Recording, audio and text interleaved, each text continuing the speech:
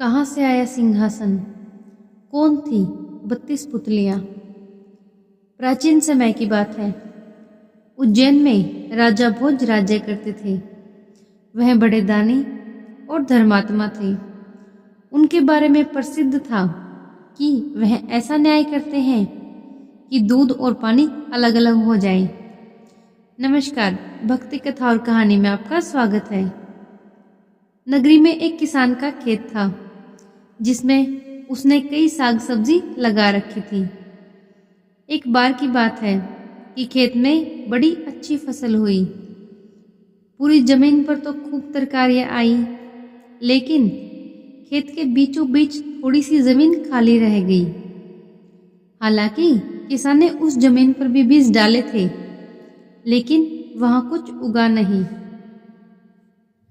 किसान ने वहां खेत की रखवाली के लिए एक मचान बना लिया। जब भी किसान मचान पर चढ़ता, अपने आप चिल्लाने लगता, कोई है?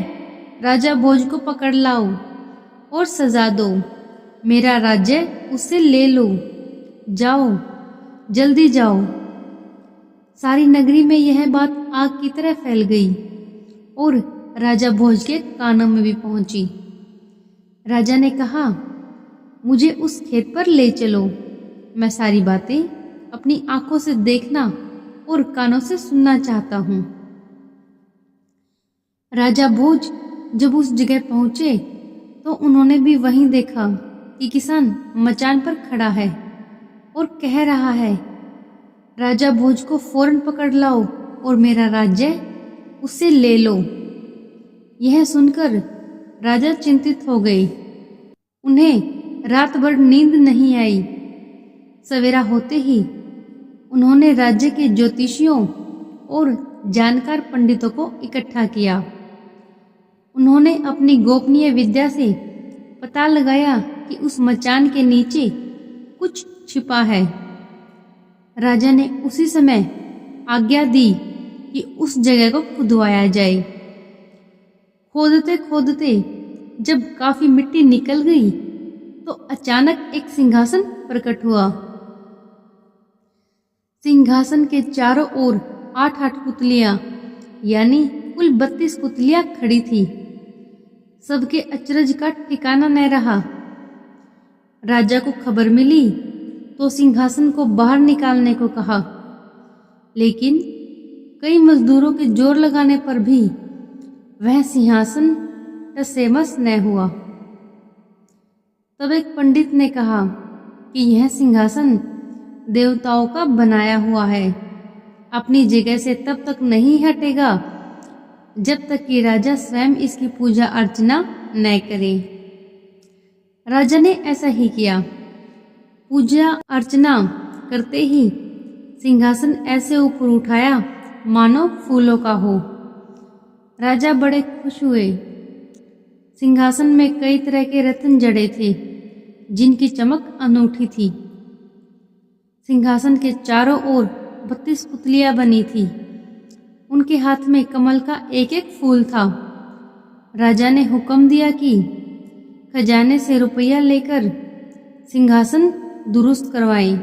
सिंहासन सुंदर होने में 5 महीने लगे। अब सिंहासन दमक उठा था।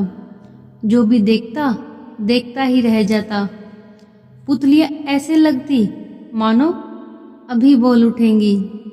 राजा ने पंडितों को बुलाया और कहा, आप लोग कोई अच्छा मुहूर्त निकालें। उस दिन मैं इस सिंहासन पर बैठूंगा। दिन तय किया गया। दूर दूर तक लोगों को निमंत्रण भेजे गए। तरह तरह के बाजे बजने लगे। महल में खुशियां मनाई जाने लगी। पूजा के बाद जैसे ही राजा ने अपना दाहिना पैर बढ़ाकर सिंहासन पर रखना चाहा कि सारी पुतलियां खिलखिलाकर हंस पड़ी। लोगों को बड़ा अचंभा हुआ कि यह बेजान पुतलियां कैसे हंस पड़ी। राजा ने अपना पैर खींच लिया और पुतलियों से पूछा, ओ सुंदर पुतलियों, सच सच बताओ कि तुम क्यों हंसी? पहली पुतली का नाम था रतन मंजरी।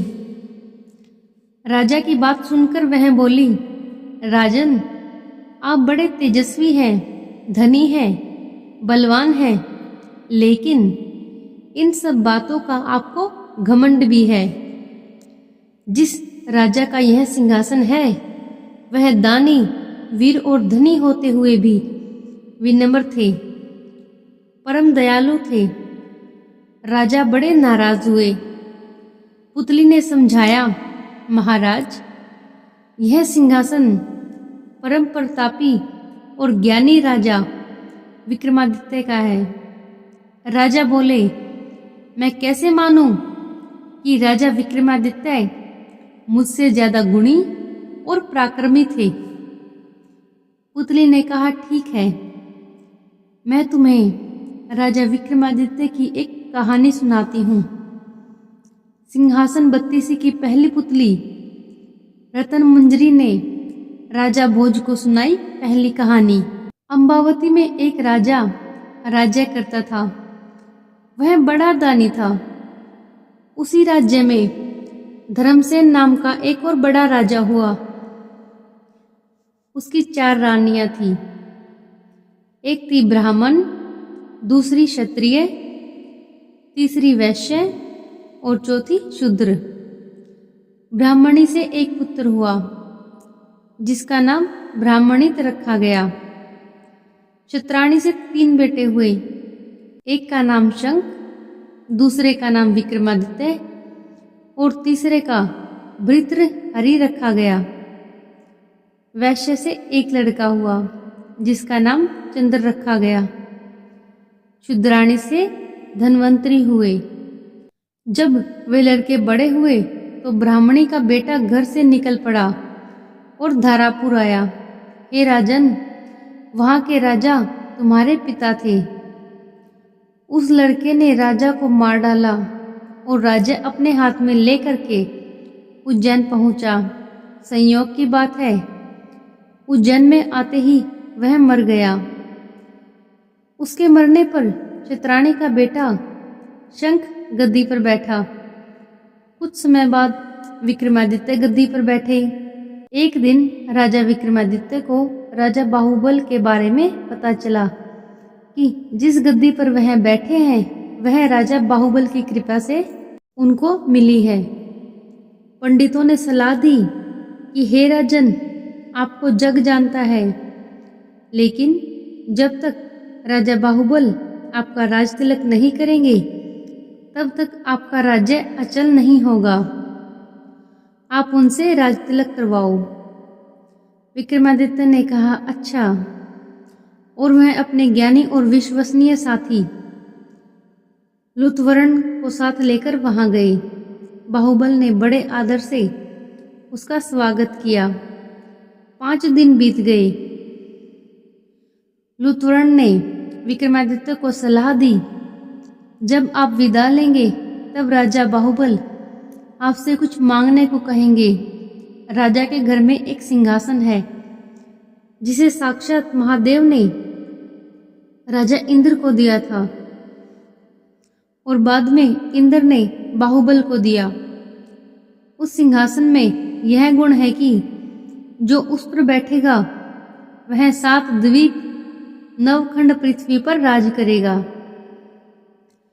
उसमें बहुत से जवाहरात जड़े हैं। उसमें सांचे में ढालकर 32 पुतलियां लगाई गई हैं। हे राजन, तुम उसी सिंहासन को मांग लेना। अगले दिन जब विक्रमादित्य विदा लेने गए तो उसने वही सिंहासन मांग लिया। राजा बाहुबल वचन से बंधे थे। बाहुबल ने विक्रमादित्य को उस पर बिठाकर राज तिलक किया और बड़े प्रेम से विदा किया। राजा विक्रमादित्य ने लौटते ही सभा के पंडितों को बुलाकर कहा, मैं एक अनुष्ठान करना चाहता हूँ। आप देखकर बताएं कि मैं इसके योग्य हूँ या नहीं। पंडितों ने कहा, आपका प्रताप तीनों लोकों में छाया हुआ है। आपका कोई बैरी नहीं। जो करना हो कीजिए।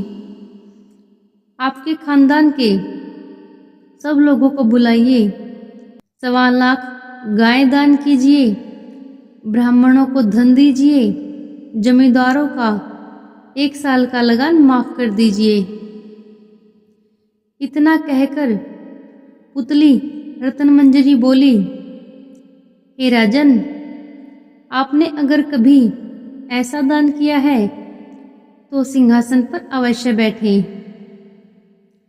पुतली की बात सुनकर राजा भोज निराश हो गए। आज का दिन तो गया, अब तैयारी करो, कल सिंहासन पर बैठेंगे। इस तरह सिंहासन बत्तीसी की पहली पुतली ने राजा भोज को नहीं बैठने दिया और अगले दिन दूसरी पुतली चित्रलेखा ने सुनाई राजा विक्रमादित्य की कहानी।